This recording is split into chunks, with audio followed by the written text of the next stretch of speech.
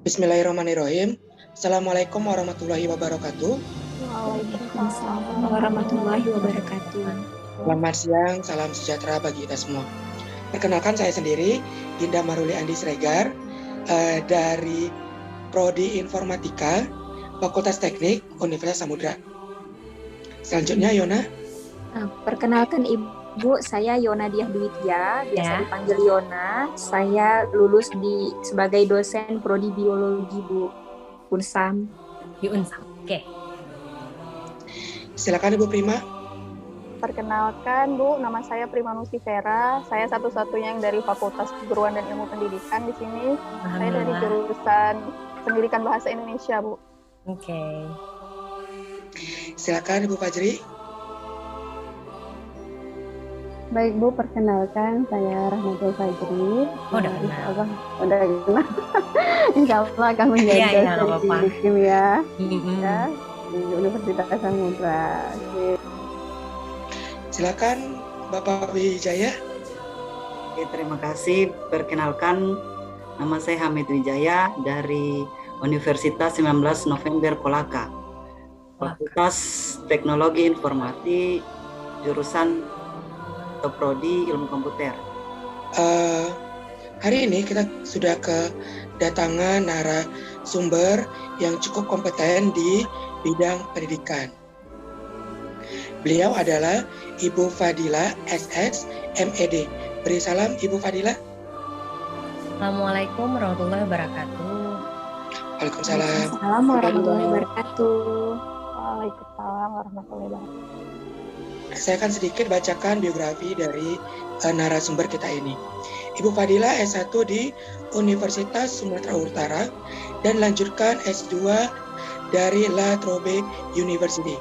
Sebelumnya, beliau menjabat di Kaprodi Pendidikan Bahasa Inggris dan sekarang merupakan Ketua Jurusan Bahasa dan Seni di Universitas Samudra. Beliau sudah bekerja di Universitas Samudra sejak tahun 2014. Benar Ibu Fadila? Iya, benar. Iya, benar ya. Oke, pertanyaan akan dipaparkan oleh teman saya. Silakan. Baik Ibu, terima kasih banyak sudah berhadir. Kita mulai saja Ibu untuk pertanyaan yang pertamanya nih. Dan kebetulan ini memang hal yang paling mendasar yang ingin kami ketahui, yaitu apa sih sebenarnya yang Ibu ketahui tentang bela negara itu sendiri, Ibu? Oke. Yang saya ketahui tentang bela negara itu kan sebenarnya wujud dan sikap perilaku kita sebagai warga negara Indonesia yang menunjukkan sikap mencintai Indonesia berlandaskan Pancasila, seperti bagaimana kita bersikap, bergaul dengan sesama sebagai wujud kecintaan pada NKRI. Nah, konteksnya juga bisa disesuaikan dengan peran kita sebagai warga negara sehubungan dengan peran kita masing-masing. Misalkan kita sebagai dosen, pendidik. Nah, konsep bela negara ini tentunya bisa disesuaikan dengan konteks profesi kita. Misalkan tetap mengawal bahwa pembelajaran diseminasi ilmu maupun pembangunan karakter mahasiswa itu tetap berlandaskan Pancasila. Saya rasa itu juga satu wujud bela negara yang paling simpel sekali dan bisa kita laksanakan di profesi kita masing-masing. Baik, terima kasih Ibu atas penjelasannya, jelas sekali ya. Selanjutnya. Baik Bu, selanjutnya saya punya sedikit pertanyaan juga untuk Ibu. Menurut Ibu, bagaimana sih Bu wujud kesiapsiagaan kita terhadap bela negara sebagai ASN tentunya, terkhusus mungkin kesiapsiagaan kita untuk membela negara sebagai dosen? Oke. Nah, sebagai warga negara pasti kita harus selalu siap ya, dan di undang-undang juga disebutkan bahwa kita sebagai warga negara itu wajib berhak membela negara gitu. Ketika negara membutuhkan ya kita harus siap gitu kan. Nah, karena kita ASN, nah ketika muncul nilai-nilai yang merusak Pancasila dan tatanan negara, kita selaku ASN tetap juga harus berada di garda terdepan dan bersiap untuk melakukan sesuatu. Misalkan yang paling simpel sekali, misalkan ideologi ketika misalkan kita garda terdepan frontliner yang menghadapi mahasiswa nih, mahasiswa sebagai generasi penerus bangsa. Nah, ketika kita melihat indikasi-indikasi bahwa wah ada ancaman nih terhadap ideologi kita, ataupun kita berpikir bahwa seyogianya kecintaan terhadap negara itu sudah harus lebih digalakkan. Nah, tentunya hal-hal ini tentu bisa kita selipkan di mata kuliah kita, kuliah-kuliah kita, maupun diseminasi kita. Karena saya rasa kita sebagai pendidik itu berada di garda terdepan yang paling tahu sekali sebenarnya tentang perkembangan ideologi di kalangan mahasiswa. Baik, Bu. Terima kasih atas jawabannya. Ada satu pertanyaan lagi nih, Bu. Oke. Selama Ibu bekerja di instansi saat ini, apakah Ibu itu pernah mengalami ancaman atau gangguan gitu sebagai ASN? Oke. Nah, selama saya bekerja di instansi Universitas Samudra, alhamdulillah belum pernah ya gitu. Nah, tapi balik lagi, preventif itu tetap harus digalakkan, saya rasa. Maksudnya apakah lewat mata kuliah umum ataupun lewat diseminasi ilmu pengetahuan kita. Maksudnya seperti ini. So far memang kita nggak ngelihat nih ada gerik-gerik hal-hal yang membahayakan ideologi gitu. Nah, tapi losing identity, kehilangan identitas di kalangan mahasiswa itu semakin lama itu semakin jelas terlihat gitu. Maksudnya kecintaan terhadap negara Republik Indonesia, ataupun misalkan to make sure bahwa identitas kita sebagai orang Indonesia. Nah, jika hal-hal yang preventif ini tidak kita galakkan di dalam kelas-kelas kita, saya rasa kehilangan identitas ataupun kehilangan ideologi itu akan sangat mudah untuk terjadi gitu. Walaupun mungkin alhamdulillah sekarang belum pernah terjadi gitu. Saya rasa banyak sih yang bisa kita lakukan sebagai pengajar atau pendidik untuk melaksanakan usaha-usaha preventif untuk ancaman terhadap ideologi kita. Saya rasa seperti itu, Bu Prima. Baik, Ibu, terima kasih. Selanjutnya saya kembalikan lagi ke Pak Ginda. Terima kasih Bu Lia atas pemaparan jawabannya yang sungguh inspiratif dan memberikan masukan kepada kita selaku ASN, calon ASN berikutnya. Oke, dapat kita simpulkan bahwa dari pemaparan Ibu Lia, konsep bela negara itu sangat luas sekali dan kita bisa apply melalui profesi kita masing-masing. Contohnya kita sebagai dosen kita harus selalu dapat membangun karakteristik bangsa kita melalui integrasi terhadap pembelajaran. Selain itu kita harus selalu siap bela negara.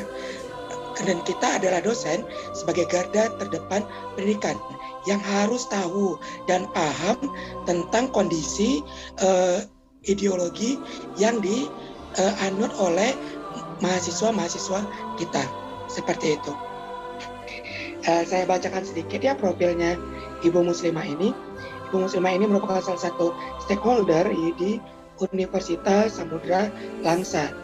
Beliau berpendidikan di S1 Universitas Samudra, S2 di Universitas Sumatera Utara, dan sekarang menjabat sebagai Sekretaris Lembaga Pendidikan dan Lembaga Penelitian Pengabdian Masyarakat.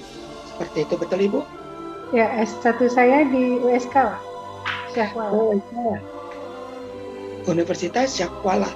Bu ya? Ya. Ya, boleh langsung kita tanya, Bu? Boleh, silakan Pak. Ya, pertanyaan pertama dipaparkan oleh kerabat kita, Ibu Fajri. Oke, terima kasih kepada Pak Ginda Maruli. Ya, Bu Mus, kita mau tanya sedikit tentang tentang bela negara ataupun wawasan kebangsaan ya. Nah, Bu Mus, sebagaimana kita tahu,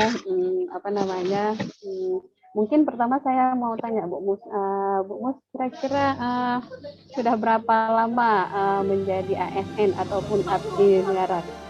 Ya, saya PNS-nya 2001. 2001, berarti sekarang sudah 2022 gitu ya? 21 tahun. Udah 21 tahun. Saya rasa 21 tahun itu bukan waktu yang singkat ya bagi seorang ASN untuk mengabdi kepada negaranya.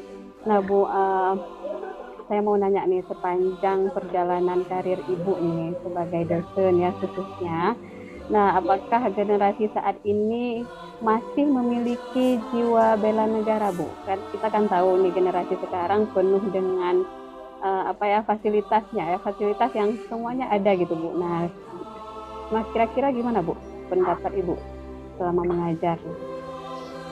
Baik, terima kasih. Nama Bu Fajri. Kita menganggap bahwa sepandangan kita, anak-anak kita kayaknya tuh kayak nggak peduli gitu. Kayaknya pedulinya sama sosial media yang ada gitu. Padahal jika kita melakukan pendekatan kepada mereka, jadi biasanya saya di 10 menit pertama itu kasih motivasi, cerita-cerita gimana. Nah sebenarnya ketika kita mulai memberikan motivasi kepada mereka itu mulai tumbuh. Nah artinya ketika kita kasih kasus misalnya, apa pendapat kamu tentang kasus ini, dia langsung respect gitu. Apa yang menjadi permasalahan bahwa kan generasi kita sekarang nggak kita suruh pegang senjata kan pada perang ya kan, nggak kita suruh itu gitu. Jadi artinya cara mereka berpikir, cara mereka menganalisa kasus, tampak bahwa mereka itu punya cukup semangat untuk itu gitu. Kamu marah nggak kalau misalnya ada orang yang melecehkan, misalnya saya nggak bawa negara, saya bawa unsam gitu. Nggak bisa Bu. Nah itu kan udah merusak, itu kan menjaga nama baik. Artinya dari tingkat pertama mereka sudah punya rasa cinta kepada alma mater mereka gitu.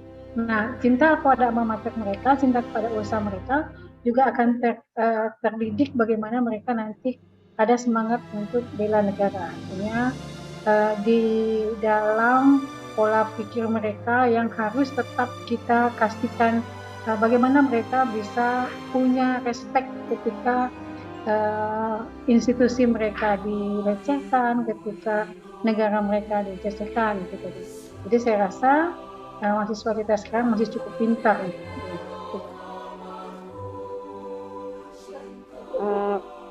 Baik Bu, terima kasih. Mungkin saya masih ada satu pertanyaan lagi ya. Mungkin ini lebih ke apa sih pendapat Ibu gitu, wujud bela negara yang seperti apa gitu ya, yang paling efektif kita terapkan karena kita ini kan secara seorang dosen gitu ya, yang insya Allah nanti mungkin kami akan mengikuti jejak Ibu nih. Apa yang paling efektif sekali yang bisa kita lakukan untuk menumbuhkan rasa cinta tanah air dan bela negara kepada mahasiswa kita ataupun yang ada di instansi tempat kita bekerja? Baik, jadi sepertinya kalau mahasiswa kita sekarang kalau paling cepat tuh kalau kita kasih statement apa, nah pasti kalau demo jalan cepat itu. Kalau demo jalan cepat. Tapi demo itu sebenarnya juga upaya bagaimana mereka merasa ada hal-hal tertentu yang harus mereka bela. Jadi kita jangan mengambil ketika mahasiswa itu demo, mahasiswa itu radikal gitu. Jadi mahasiswa kita ajak berpikir secara suprarasional, bagaimana kalau mengeluarkan pendapat itu, mahasiswa itu punya dasar yang kuat, kenapa enggak ketika aksinya, aksi demo, aksi damai, supaya apa? Supaya tercermin jiwa mahasiswa yang berpendidikan gitu. Jadi yang harus kita tumbuhkan kepada mahasiswa yang pertama misalnya contoh bela negara itu kecil, disiplin gitu. Nah itu salah contohnya kan. Kalau orang yang bela negara biasanya disuruh ikut militer gitu. Militer itu disiplin, jam segini harus segini, jam segini ya. Nah komitmen pertama adalah dasarnya disiplin gitu ya kan. Nah kalau masuknya jam 8, kita masuk jam 8. Berarti kita semangat ya, kita masuk jam 8. Kalau kita nggak masuk, saya telat 10 menit, saya terlambat sekian menit. Artinya itu tadi, kecuali ada hal-hal tertentu yang kita nggak bisa elak. Jadi bagaimana menanamkan jiwa disiplin kepada mereka itu juga salah satu contoh bela negara gitu. Nah, kemudian bagaimana mereka punya jiwa respect terhadap sesama gitu. Itu juga bela negara. Ya, itu juga bela negara. Bagaimana mereka respect ketika lihat sesuatu yang ini, bagaimana lihat ketika dosen yang masuk, bagaimana itu hormat gitu kan, hormat kepada pimpinan, itu contoh juga bela negara. Artinya bela negara nggak bisa kita pandang sesuatu yang cukup kaku sehingga kayak Bu Atul dibilang harus angkat senjata, enggak. Jadi bagaimana tetap menanamkan jiwa Pancasila. Pancasila ada 5 kan Bu Atul kan, ketuhanan yang Maha Esa. Jadi itu juga bisa gitu. Bagaimana keagamaannya bisa kita lihat, bagaimana dia respect sama, bagaimana semangat persatuannya itu tetap ada di dalam satu komunitas atau dalam satu kelas, bagaimana jiwa itu tetap tumbuh gitu. Nah kita lihat gitu, semangat nggak kalau kita kasih satu program ngerjain sama-sama, ngerjainnya kompak nggak atau enggak. Jadi kalau saya rasa jiwa bela negara lebih mudah kita tanamkan dengan cara yang langsung aplikasinya nampak ke mereka gitu. Jadi mungkin itu Pak. Sudah cukup ya. Begitu banyak pemaparan dari Ibu Muslimah tadi. Mari kita disampaikan oleh Bapak Wijaya. Ya, terima kasih. Jadi mungkin yang saya dapat simpulkan yaitu dalam pelaksanaan bela negara sebagai generasi muda atau misalnya sebagai mahasiswa, diharapkan dapat termotivasi mengambil bagian dari mencintai alma mater sendiri, bersikap rasional, tidak mengikuti radikalisme, menanamkan jiwa Pancasila dan toleransi antar umat beragama, serta dapat menjaga nama baik bangsa dan negara. Oke, terima kasih. Terima kasih. Assalamualaikum warahmatullahi wabarakatuh. Waalaikumsalam warahmatullahi wabarakatuh.